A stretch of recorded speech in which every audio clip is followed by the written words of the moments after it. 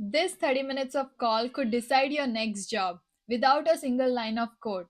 Yes, I'm talking about the hiring manager round. This is not a coding interview, but make no mistake, it's deeply technical. You will be evaluated on your experience, how well you communicate complex ideas, and whether you fit into team's way of working. This is like 5 rounds of interview squeezed into 30 minutes call. So in this video, I'll walk you through exactly how to prepare for this round of interview step by step. I'll share what to say, how to structure your answer, the types of questions they'll ask, and how to leave them thinking we need this person in our team.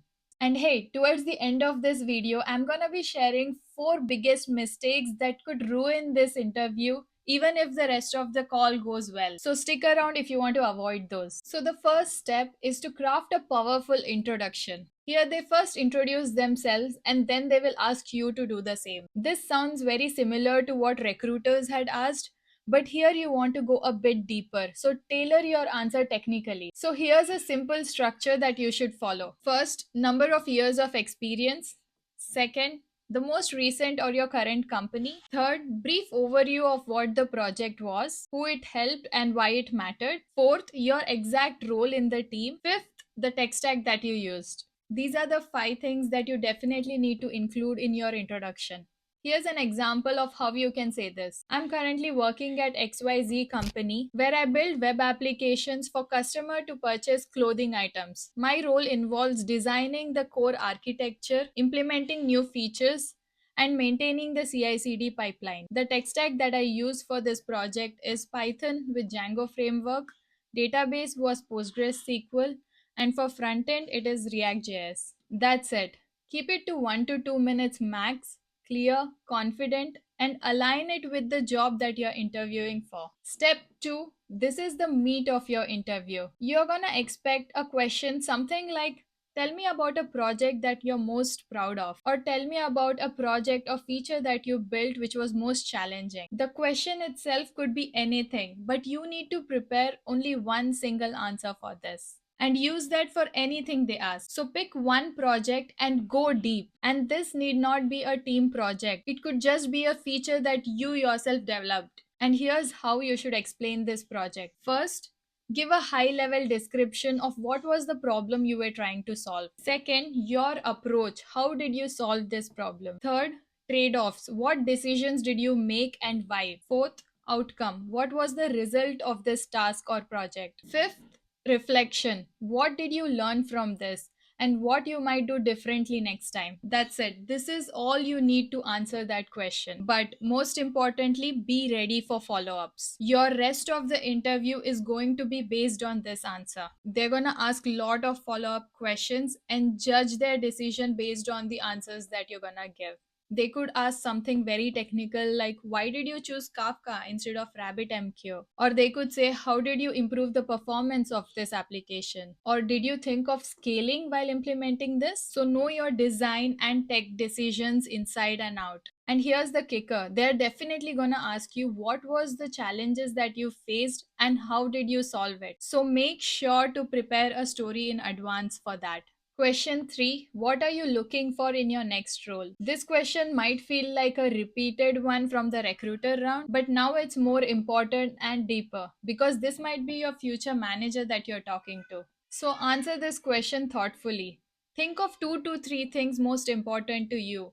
It could be ownership, learning or growth opportunities, or team culture. Align those with the role you're applying for. Be honest but keep it relevant. Don't say you want to manage a team if you're applying for an individual contributor role. But instead say something like, I'm looking for a role where I can contribute with my technical skills, but also have a voice in early stage product decisions like system design, collaborating with other teams, defining user requirements, and I also enjoy mentoring junior engineers. A good tip here is skim through the job description for this role and add 1 to 2 points from there. This shows that you're the right fit for this role.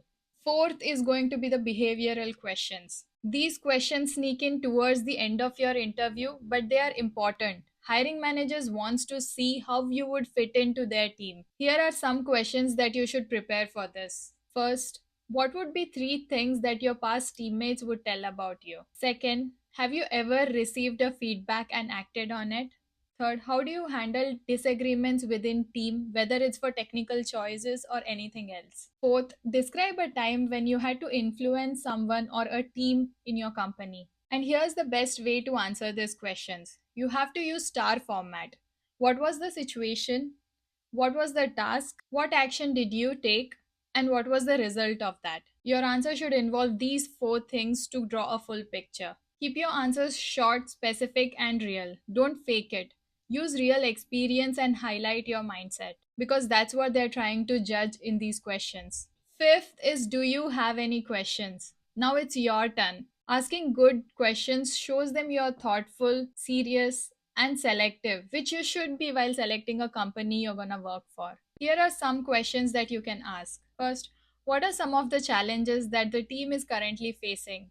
This will give me an idea of what the team is working on day-to-day basis. Second, how do engineers and product collaborate? This will give you an idea on how the team works, how often do you have team meetings and calls, and just general collaboration. Third, do you have on calls in this team? Fourth, how are the engineering decisions being made in this team? Asking all of these questions will not only make you seem thoughtful for this role, but also give you an idea of how exactly this team works and do you really think this is a good fit for you? Because these interview rounds is not just them judging you, but you're also interviewing the company to see whether you like them or not. So it's equally important for you to ask this question. And remember, this is towards the end of the interview. So asking smart question leaves strong impression, which is definitely important while they're making their decision. Now you know what to do in this interview round. But let's talk about common mistakes to avoid. Here are four important things that you should remember. First, talking about team's accomplishments instead of your own. Managers want to know what you did as an individual and not what your team achieved. It's not about bragging, but it's about clarity and ownership. Second, giving generic answer. For example, when they ask what you're looking for in your next role, don't say I'm looking for a good team where I can grow and contribute my skill set.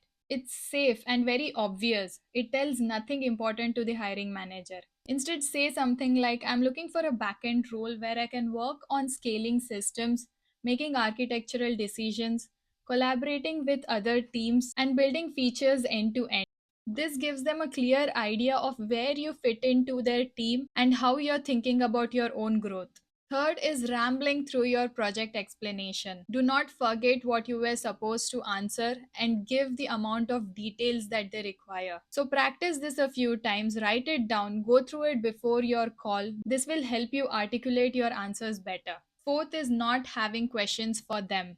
If you say no, I'm good when they ask you if you have any questions, it's a huge red flag. It either shows you didn't prepare or worse, you just don't care. Asking questions shows initiative. It shows that you're not desperate for a job and would take anything that comes, but you're picky and you're here for this job. I know that this round can feel high pressure. A lot of people get stuck and don't know what examples to give. But once you understand the structure and walk in with few real stories, you stand out. Treat it like you're having a conversation with your future colleague. That mindset shift changes everything and you don't feel as nervous as you would. Let me know in the comments what part of this round worries you the most and I'll do a deeper video just on that. In my next video, I'm gonna dive into how to prepare for technical round, coding and system design. So make sure to hit that subscribe button if you wanna follow along. Also, if you're just starting out, make sure to check out my other video where I show exactly how to start your job search. The resume, LinkedIn, and the recruiter calls. It's all in there. And if you want to support my channel, like this video and leave a comment, whatever your thoughts, questions, anything. And until next time, bye bye.